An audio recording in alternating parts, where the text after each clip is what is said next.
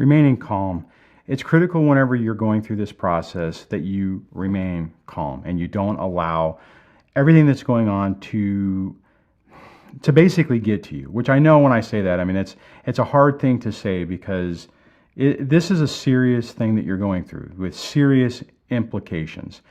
If your smear campaign is grown to the point where it potentially could be domestic violence or criminal type proceedings, especially in the early stages, it can be overwhelming and it can really be hard to separate yourself from the anxiety and fear to really focus on what you need to focus on to get through this. Now I get that this is incredibly difficult when allegations are flying.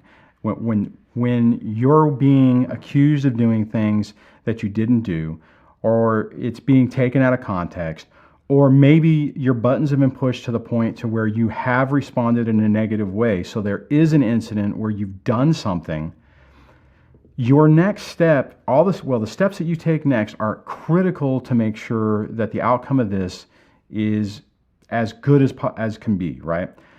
The thing is every time that they're able to push your buttons and get you to react emotionally instead of rationally, and I know I've talked about this in other videos, but that is the critical part of their agenda, of their goal. They're trying to get you they're trying to create this smear campaign, this representation of who you are, and then they're hoping that you are going to validate it with your own actions.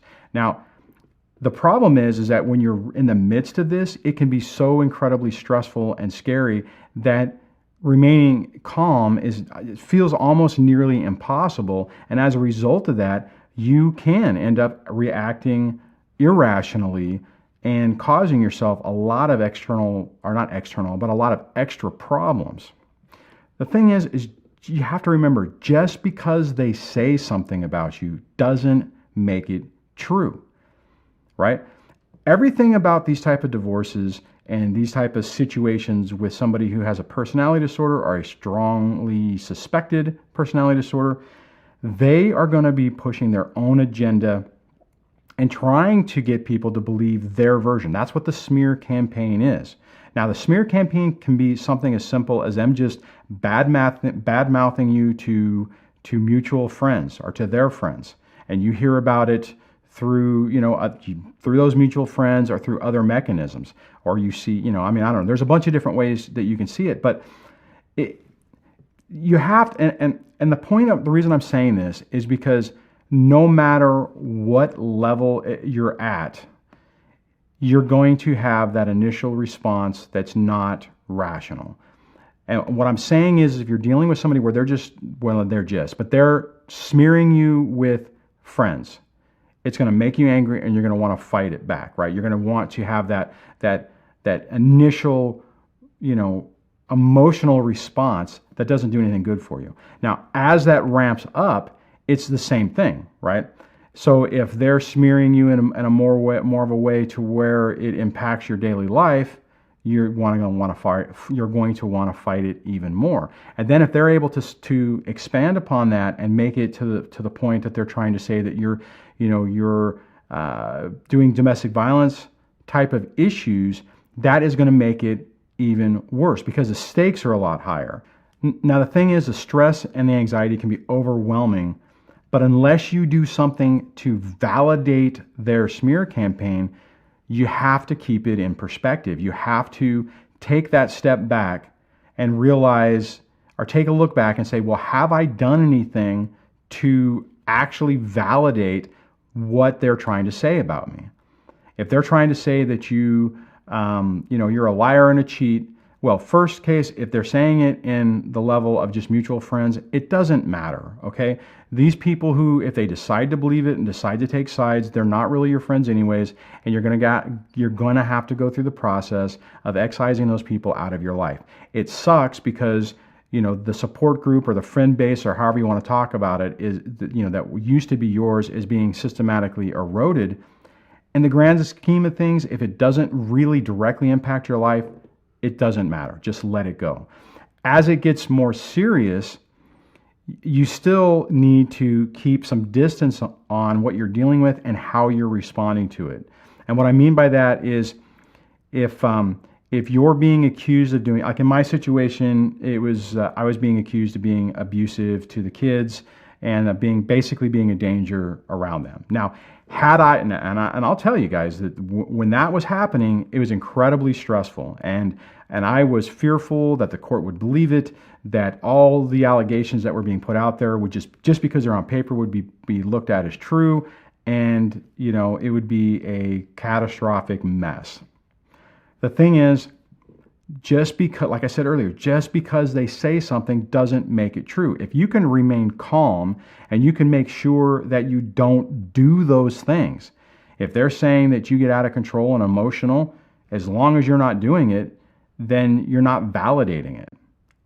Now, typically what I've noticed in talking to a lot of you guys out there,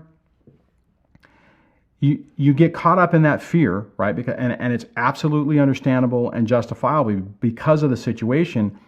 But as it seems like every time I dig deeper, the other person is in the process of imploding on themselves and destroying themselves. What you have to do is you have to remain calm and allow them the opportunity to do it. And as this gets more serious, you absolutely need to have an attorney helping you, and potentially and hopefully they will be able to get that person to drop their mask, to expose their true character in court, and be able to push. I mean, that's what their job is, to push the buttons of the other person to expose what is going on. Now, the whole situation sucks, right? I mean, I don't necessarily like to use that word, but it's one of those things that's not something that you want to be involved in. It's never a place where you expected to be, and you found yourself in this situation. But if you can keep yourself calm on this and keep yourself rational and don't fall into the anxiety and stress that's created because of this, you're really going to help yourself on throughout the process. Okay, the critical first step of this, in my opinion, is you have to validate to yourself that what you're dealing with is real. Okay, that's why channels like this are super important, and then the collaboration with the other people within the comments and stuff like that's important, because when you're first starting this and this is happening, it seems completely bizarre and just seems unreal. So you don't understand it. It doesn't seem like, I mean, that you could even be going through this, because it just doesn't make any sense. The validation to basically validate that yes, you are going through this, yes, you are being abused, yes, you are dealing with somebody who is more than likely has a personality disorder, a mental illness, that it's critical because it starts allowing you to make sense of what is going on with you, okay? The next step is to learn as much as you possibly can about what you're dealing with. Now, fortunately, people who have narcissistic personality disorder have a tendency to act the same. So it doesn't, I mean, granted, there's varying levels. Like I was talking about earlier, maybe all they're doing is just doing a smaller smear campaign and just trying to destroy you within a small group of people and maybe within the court. But then it expands from there. But all those behaviors are the same. They're doing the same thing. So it's really easy to predict what they're doing, why they're doing it, and in a lot of ways, how to deal with it, right? And that's where, like, this channel is really important, because you can learn about what you're dealing with. You can learn about the techniques to deal with it, which is, one is like understanding that you're dealing with the situation, the validation process. The next part is, basically gray rock, so that you don't provide them any more supply or reaction. That's a big part of remaining calm. The next stage after that, if you have children, is the hybrid no contact, so that you can come up with a framework to where you can interact with the person so that you can share information that you need to and not drive yourself crazy in that process. If you don't have children and you can go no contact, that is your best method to deal with it. Typically, if you have some type of connection with them, you're kind of hosed in that regard. Okay, the fourth thing is what I call absolute thinking, which I know in a lot of ways it's contrary to everything that we're taught when we're growing up. You're not supposed to be judgmental. You're not supposed to just make assertions on people because it's just wrong. Well, in this situation, when you're dealing with somebody and you're also questioning yourself on what's really going on, making that assertion that the other person you're dealing with is in fact a narcissist and is 100% that, even if you're not sure, is your best bet. And the reason I say that is because as things go on, more than likely they're going to try to do some things that may appear nice. They may do things that appear to be normal. The problem is it's all a part of an agenda. It's a part of an agenda for them to get what they want. Now, you may, in the process of this, have to test the waters, and I get that.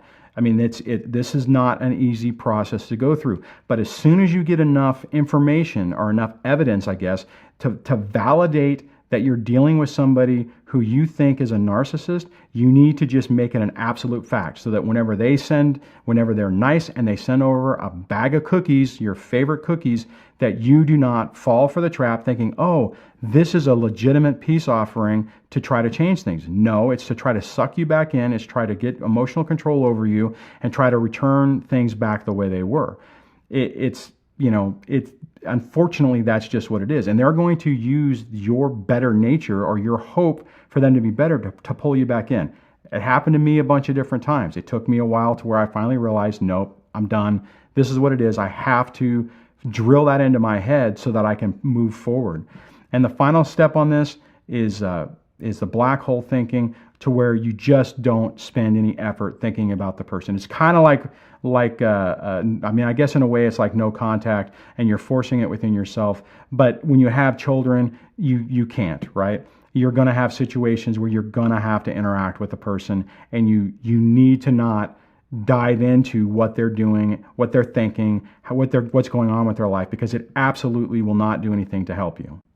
Bottom line on this, you have to realize that you're going to get through this and you're going to learn the techniques and skills you need to minimize the emotional impact or the emotional control they have over you. I know it feels like it sometimes, like it just won't end and it won't get better. I'm not saying it's going to be easy, but it does get better, and their emotional impact on your life will start to diminish. Even if they're using the kids, like in my situation, they're using every mechanism at their disposal to try to mess with you, you can learn how to deal with it and to minimize the impact they have in your life. Okay, so I'm going to wrap this video up. If you want to talk about your struggle with remaining calm and maybe some of the things that you've been able to do to help you whenever things are going on, to remind yourself what's real, so that it doesn't completely overwhelm you, add it in the comments below. If you like this video, give it a thumbs up. If you like the channel, please subscribe, and I will chat with you guys in the next video. So take care.